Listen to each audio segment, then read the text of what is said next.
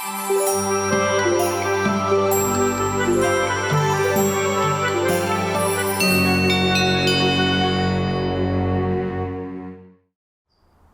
morning and welcome to another Hump Day Hallelujah. I'm Pastor Scott coming to you from Ascension Lutheran Church in Citrus Heights.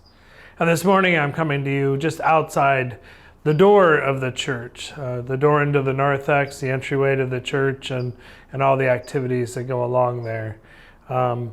These doors are unlocked right now, but early on a Sunday morning, before anybody is here, they're locked. And this past Sunday morning, as I got in my car to come to church, and I'm typically the first one here, I realized, I knew that my key fob for my car, the battery was low, because it had told me on Saturday, and I knew I needed a new battery, and I'd only made one quick trip out with my car, and I thought, well, the next time I went out, I'd get a new battery.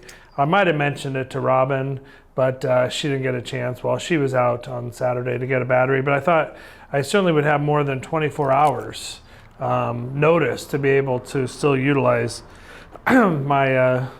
the remote for my car and be able to start it. Well, it turns out Sunday morning when I got in my car to come to church, the battery was entirely dead. I couldn't start my car. The good news is Robin has a key fob as well. I was able to use hers and come to church. And the even better news is that I still had my handy dandy church keys. I didn't need to worry about a battery for those. They work pretty manual operation here, and I didn't forget them. I hate to say this out loud, but in the nearly 6 years I've been here, I've only forgotten my church keys once. And Andrea, who's on the other side of the camera, got a call from me, and I drove over to her house, which is much closer than my house, and borrowed her key and was able to let myself in the church. My point in all of that being is that access to the church, sometimes we may not feel like we have the keys. Maybe our battery for our key has died or is lagging. And sometimes we need help. I had help getting to church on Sunday morning because I was able to use my wife's key to operate our vehicle. A few years ago, I had Andrea's help getting into the church because I was able to borrow her key to come in. And just thinking about sometimes if we don't have the key, if we don't have or feel like we have the access that we may need to be able to enter into the life of the church, to enter into worship. Sometimes we need somebody else to give us a hand, to invite us, to bring us, to loan us their key, real or virtual. And sometimes we're the ones with the key. And I think we need to be watching out and seeking and observing others who maybe aren't, seemingly don't have a key or may not feel like they are welcome, and to do the job of inviting and providing that hospitality.